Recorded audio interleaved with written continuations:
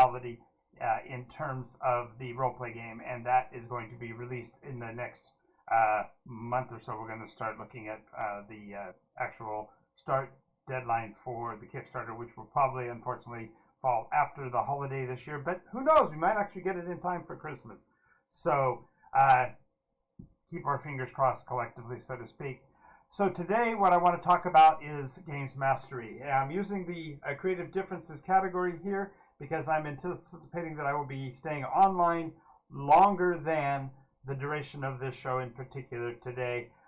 More than, what I mean by that is the information that I have to share with you.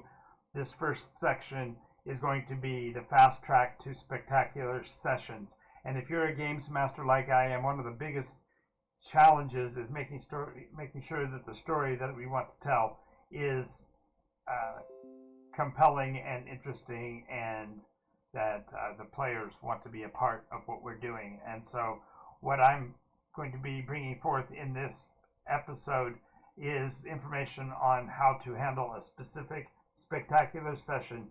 My assessment of that, with all the years of experience that I have, is that if you play your game sessions so that they individually are amazing, your players will come back session over session, and thereby you can build into establishing either a series of adventures or on all the way up to a full campaign.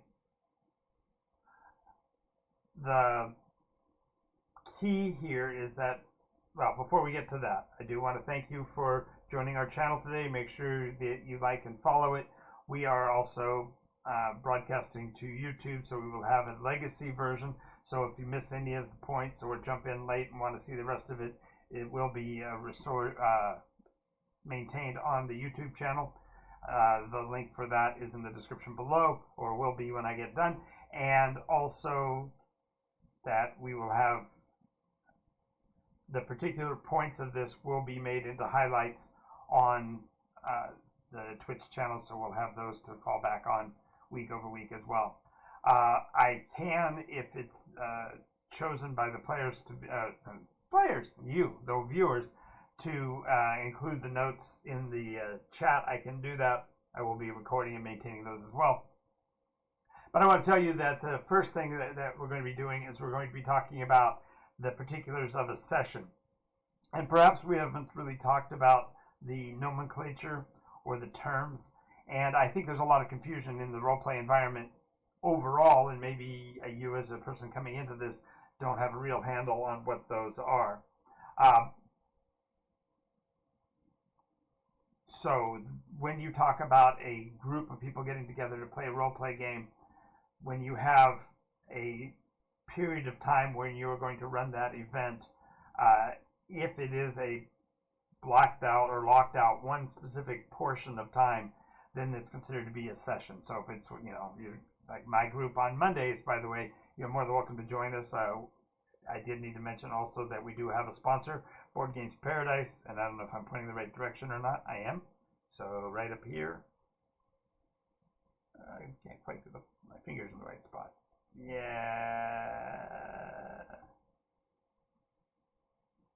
There. This is the Board Games Paradise logo. Board Games Paradise is a store in Redlands, California. And it is a full-service role-play and board games store. It covers card games, board games, miniatures games, role-play games, including Dungeons & Dragons, and will be the initial location for access to the NycosRPG, which is, as I said, getting ready to Kickstarter probably before the end of the year if I can get that accomplished. Now, before we get there, we're going to look at breaking down your encounter, breaking down your game system to individual sessions, and we're talking about how we make a specific session spectacular. Don't try to say that 3 times fast, you'll break your teeth. This process is simple. There's only 5 steps to it. I'm going to kind of run through them, and we'll put notes into the discussion as necessary. The first of these is that we need to break down our session into encounters. And this is usually or generally you'll want to have this done in advance of the event. You want to have a mental block out in your head of how you want the session to flow, so that the players can make sense of each of those individual encounters. Now, when you're in the creative process, you can build these things expansively. They can be covering a broad area of time. They can be covering a broad expanse of locations and terrain. There can be a lot of things that become moving parts. So the main thing is to realize that if you're running a single session, just literally one game group, one time, then you need to make sure that you block out each of these encounters so you know about how much time you're going to spend on each one and determine what the parameters are.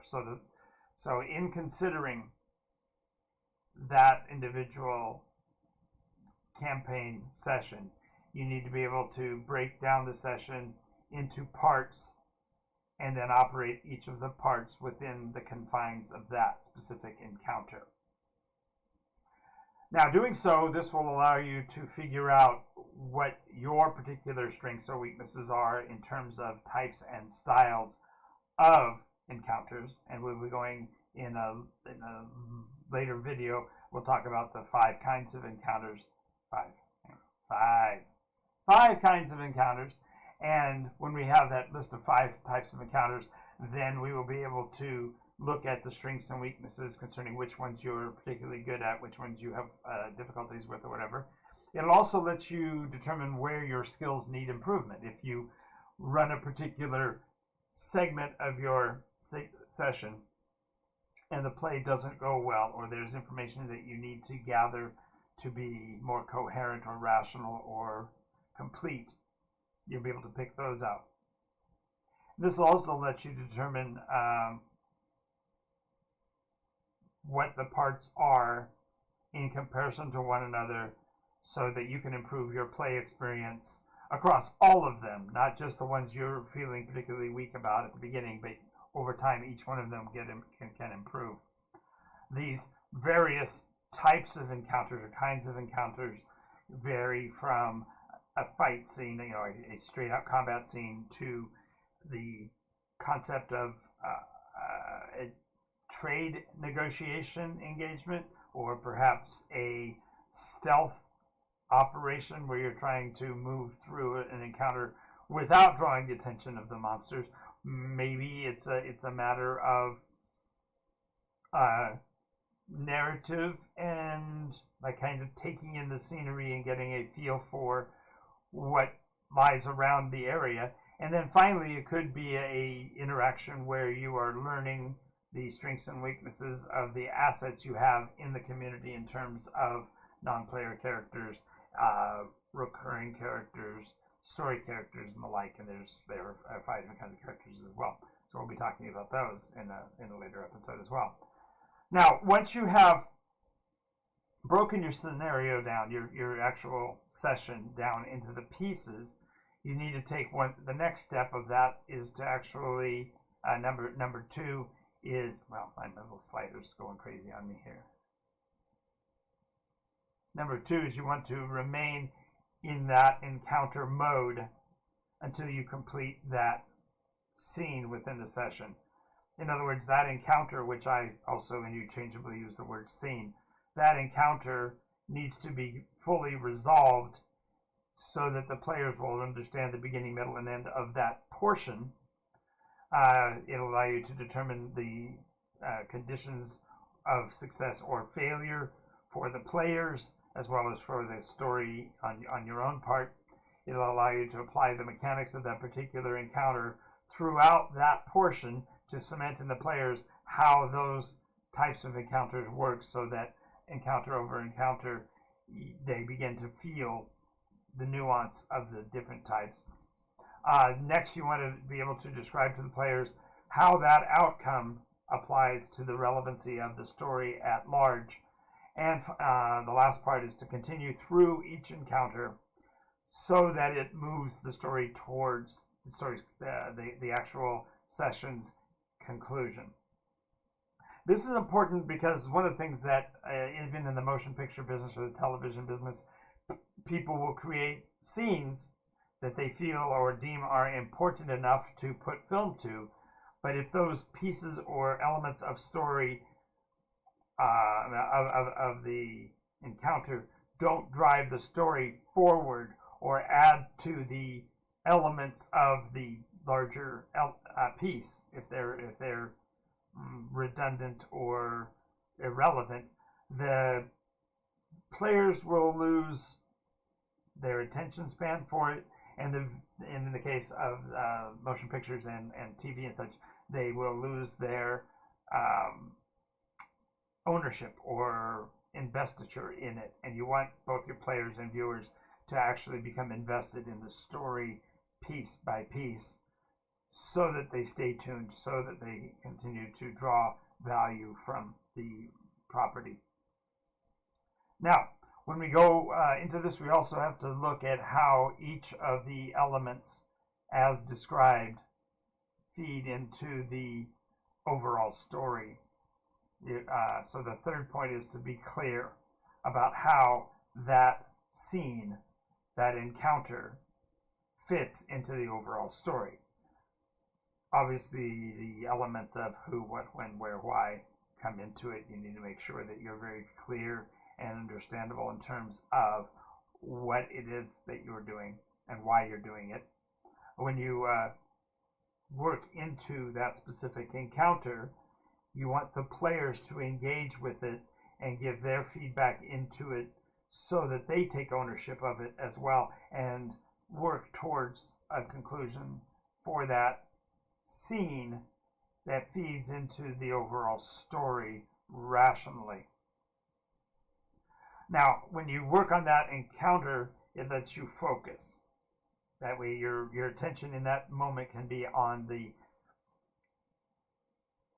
pieces and elements that make up that individual scene, and therefore you can be more present, more definitive, more invested yourself. And when you and the players are all working on that scene with that kind of intensity, it makes it more exciting for everybody because they feel the immediacy of that. Now, do realize that at the beginning and ending of each of these scenes, there needs to be some form of transition work. And I have one of the episodes of the 10 coming up in the next week or so will be the 10 steps to smooth transitions.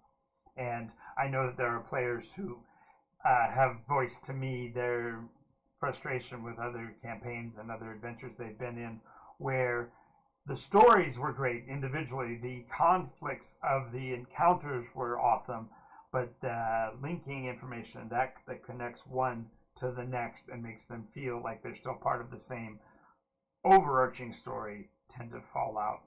And this is partially an element of the miscommunication about the different categories which we talked about earlier.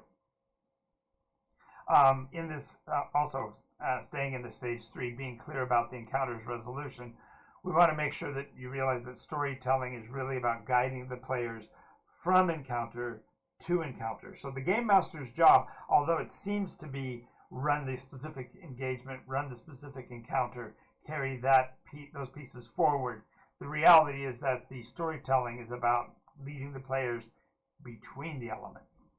And I think you'll find in that episode on the 10 steps to a smooth transition, you'll be able to bring your players along for the ride a lot more easily, and even perhaps engage them to help you regulate and drive that story forward. Now, on top of these first 3, the next one is kind of important if you are going to be running adventures in a serial manner. And I have to be really clear here, this is not talking about a series of adventures, but one-shots. If you are, for example, during the holidays every year, I run specific holiday-related single-shot adventures. That means beginning, middle, and end are all in the same session, and the conclusion can be reached by the players within only the limits of the time you have to work with. And by scheduling repetitive adventures, you give yourself the opportunity to practice the craft as a storyteller. This concept of switching from individual sessions to serial play is perhaps more logical than I'm trying to give it credit for, but the idea of 1 week you want to run an adventure in a desert and the next week you want the adventure to be in a swamp, there's nothing wrong with that mentality. As a matter of fact, if you set it up as single shot adventures, that makes sense because each story stands alone. But your skill as a storyteller really comes to the fore when you can swing the reasons between one session and the next, especially if they're one shots. Now, doing so does take a lot more willpower and determination. You have to give your players grounds and reasons to have their characters move ahead. Wow, a bunch of hiccups there. A bunch of start that again.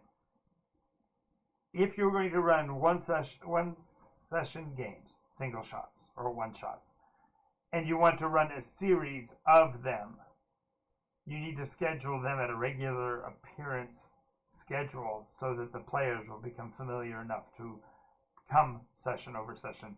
And it's going to take some creative engineering on your part to link one story to the next if the characters are using, if the players are going to use the same character. Or conversely, you can have individual groups of characters built for each session, but players tend to fall in love with the characters they find, and if you're going to do a series of one-shots, you have to have an explanation for how those characters move from one story location to the next story location ad nauseum. So one of the biggest keys, though, is to realize that when you are going to do one-shot adventures, theoretically, that one-shot adventure should be done in one shot. I can't tell you how many people I know of that start a one-shot. They say, I'm going to run a one-shot next week, and 4 weeks later, the players are still slogging through the story because the storyteller didn't really have a handle on what the story was he was wanting to tell, or conversely, he bit off more than he could chew, and now he's got 3 and 4 weeks of play dedicated to what should have been a single event by his own admission. He only wanted it to be a one-shot, and now we're 4 weeks in. So, I actually do a class on Saga Sage and how you can become a storyteller who does tell the long story, that does the Tolkienian meet the Hobbit all the way to Mount Doom kind of a tale. And you'll learn to string these events from one session to another in an effortless way and to bring memorable and exciting engagements and encounters within each session that lend themselves to the long story.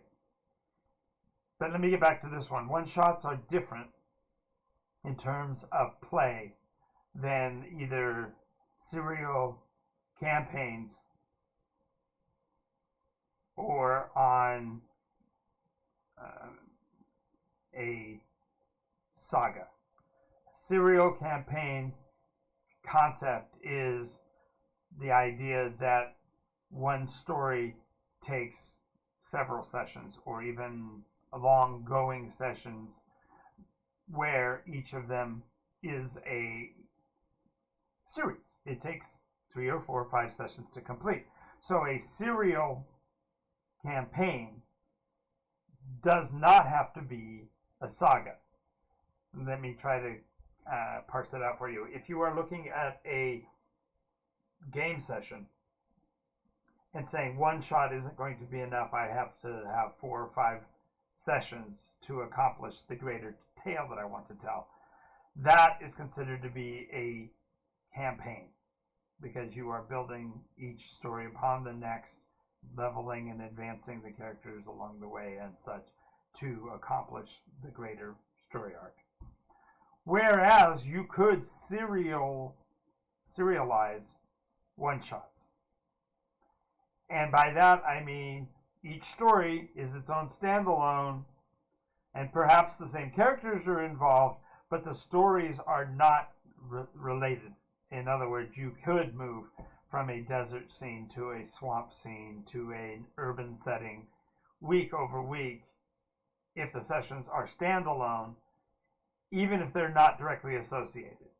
As a matter of fact, I've had several conversations with people about whether or not this serialization requires even experience points to be awarded, because when you are playing a one-shot adventure, you are literally only telling the story of that one engagement or that one pack of information.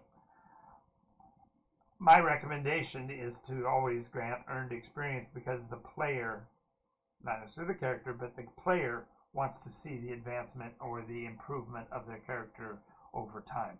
Now, shameless plug at this point, the NycosRPG, which will be kickstarted later this year, and available initially only through Board Games Paradise, our store in Redlands. They're there. It's not my store, but Richard's store. But the Board Games Paradise location will be the only place, at least initially exclusively, to purchase the NycosRPG in hard copy. There is already available a downloadable PDF version for those of you that are interested at NycosRPG.com, which is my website. But this concept of a serial adventure system that becomes sort of campaign is the idea that each individual setting, each individual group of scenes is separate from the next one in the line and things like that. So even, for example, characters who might have died in an adventure could theoretically play in another if they aren't associated in any way, because we don't know that story didn't happen in advance of the previous one and things like that. So it blows your mind sort of if you start thinking about it too hard, but the idea is that as a storyteller in the world today, a lot of times the consumer will look at you running week over week and say, well, that's a campaign because you're the same game master. But you, as the game master, can choose whether the stories are individual one-shots and therefore play and be done, whether they are serialized pieces that link together to create a campaign representing different battles along the pathway, so to speak. Or you can do my favorite, which is the saga, which is the long story form where everything that happens in 1 week's session adds to the outcome of the campaign, the saga itself, week over week over week over week. Now, I say that to draw attention to the fact that in my case, my saga is 6.5 years in length. So if you played every week, you would be fundamentally playing 6.5 years before you would complete the story arc for your character. Now, before we go any further, I need to get back on my track. I jumped off. So we had gone through 4 steps, and let me go back and be clear about them. The first step is to break down your session into encounters for easy digestion and the ability to hone in your skills on each of those specific encounters. Number 2, remain in each encounter in terms of play mechanic until that encounter resolves before you move on. Step 3, be clear when each scene resolves, each of those encounters has reached its conclusion, and link that into the overall story of that session. And then the fourth one is that once you've established this mechanism, try to schedule your sessions on a regular basis so that you get practice time against each of the different element types within the encounters, and your players get familiarity with your play style. And then finally, the 5th step of this is to start exploration, and don't be afraid of exploring your own skills and possibilities. So This concept means you may want to explore other kinds of encounters within the sessions that you run. You might want to mix up the order in which they happen so that you figure out how they interlink with one another in terms of storytelling. At the beginning, of course, there's the curiosity and inventiveness and wanting to try everything. So do mix it up. Try a little bit of each type of encounter. As I mentioned, there will be a video coming a little bit later that will include the 5 types of adventures. 5. I got the over my hand. 5 types of adventures. And once you've started to mix those up, then you find out which ones you have the best experience with. And when you find the ones that make for the best experience, the ones that the players engage with the most, stick with that one. In other words, get that form of engagement down. Perhaps the players had the most fun in the place where you had the least handle. So by repeating the ones that people found exciting or thrilling, you give yourself an opportunity to be the best experience. Next one is, when you have done this, stick with it while it's a great fit. In other words, if the players are still enjoying it, give them more. Keep doing so until such time as either one of 2 things happen. Either the players start to show a lack of interest, they start to feel a little bit old and worn, or conversely, they are, hang on a second here. That could be somebody wanting to talk. Let's see here.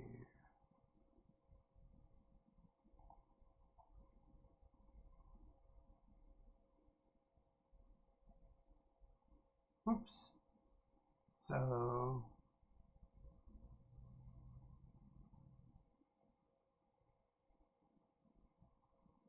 that's not me. That's what I get for trying to listen to somebody else's conversation. Ha ha ha ha. All right, so stick with it till while it's a good fit, while everything's going right, while the players are enjoying it.